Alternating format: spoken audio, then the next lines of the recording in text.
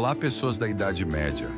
Antes de começar essa história, queria pedir que deixe um like nesse vídeo, um abraço bem quentinho e vamos lá. Na Idade Média, o glamour da realeza era uma fachada espessa, tão densa quanto a névoa matinal sobre o fosso do castelo.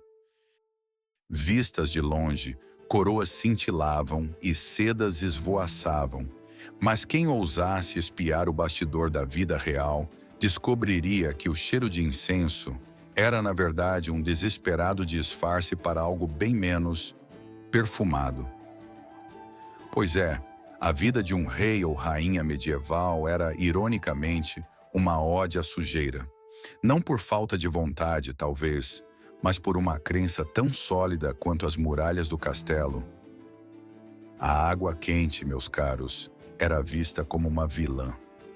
Médicos e padres da época espalhavam a ideia de que a água abria os poros, permitindo que miasmas, aqueles vapores malignos da doença, entrassem no corpo. Imagine só a cena.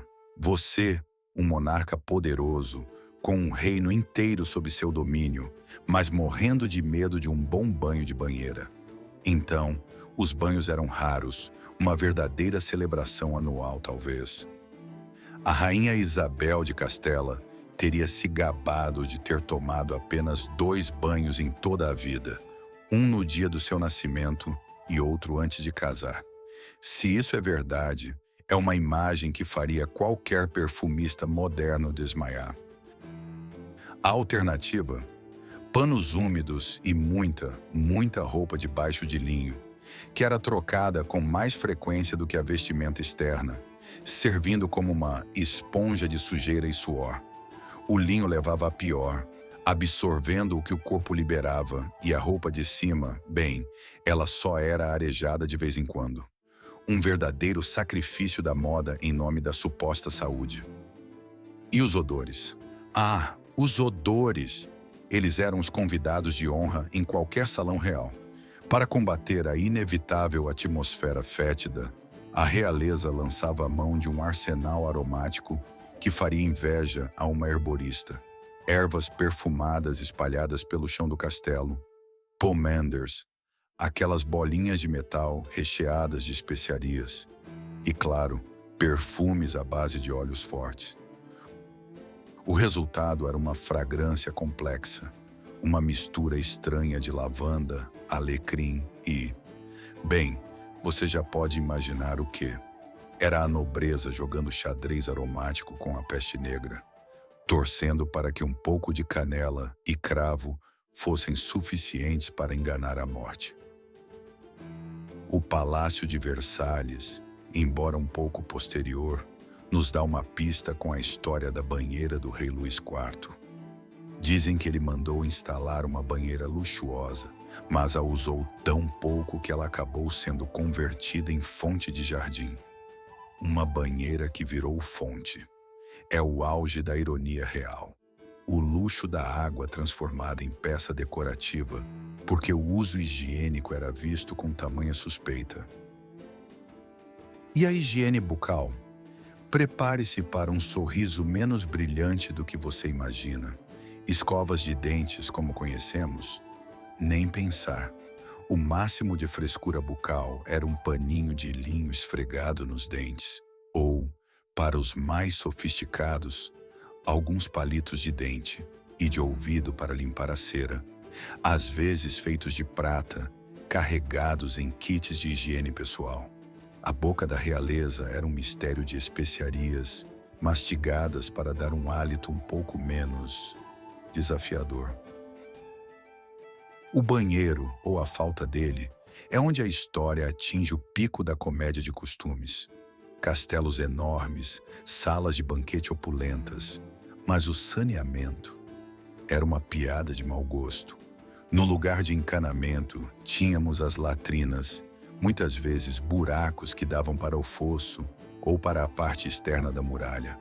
Eram chamadas de garderobes, que, acredite se quiser, significa guarda-roupa, porque o cheiro forte dentro delas era supostamente suficiente para afastar traças das roupas. Dentro do castelo, a falta de banheiros adequados levava a soluções criativas e nojentas. A realeza usava penicos de noite, que eram esvaziados por criados. Mas durante o dia, a urgência não esperava. Há relatos de que, em grandes palácios e castelos, os nobres simplesmente urinavam em cantos ou em escadarias discretas, ou nem tão discretas assim. O chão de salões nobres era muitas vezes coberto com juncos ou palha misturados com ervas aromáticas, que tinham o propósito de absorver, bem, tudo. E essa palha só era trocada quando o cheiro se tornava absolutamente insuportável, o que, considerando os padrões da época, devia demorar um bom tempo. No final, a vida real era um desfile majestoso de seda e brocado, ocultando uma realidade surpreendentemente suja.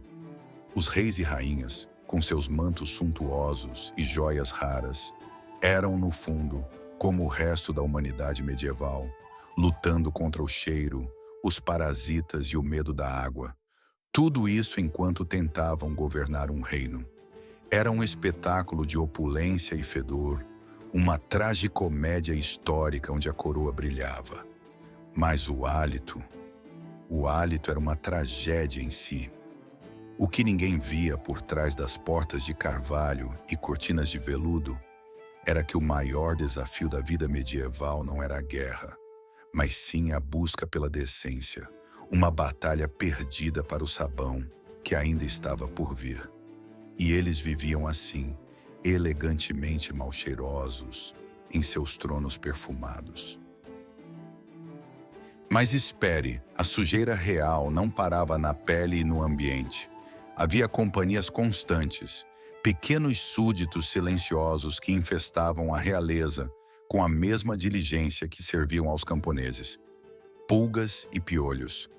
Estes não eram apenas um incômodo, eram uma característica inevitável da vida. Imagine a cena. O rei, no meio de um importante conselho de guerra, estendendo a mão para o seu pajem, não para lhe passar um documento, mas para que o jovem apanhasse os insetos de sua roupa. Sim, a remoção de piolhos e pulgas era um trabalho diário, muitas vezes realizado por criados e até mesmo um passatempo em momentos de ócio. A rainha, com seus cabelos elaborados e trançados, sabia que sob a coiffure perfeitamente adornada, havia um zoológico particular em atividade. O vestuário, embora luxuoso, era o habitat perfeito para esses hóspedes indesejados. As múltiplas camadas de roupas pesadas e pouco lavadas, os forros de peles e os tecidos ricos criavam um microclima quente e aconchegante para os parasitas. Não se usava desodorante, mas sim um constante pente de marfim ou osso para tentar controlar a infestação capilar. E a etiqueta ditava que você não deveria coçar a cabeça ou o corpo em público, embora se desconfie que esta era a regra mais violada da corte. O coçar dissimulado, o pequeno ajuste na gola, eram códigos secretos de que a batalha contra o minúsculo exército parasita estava em pleno andamento.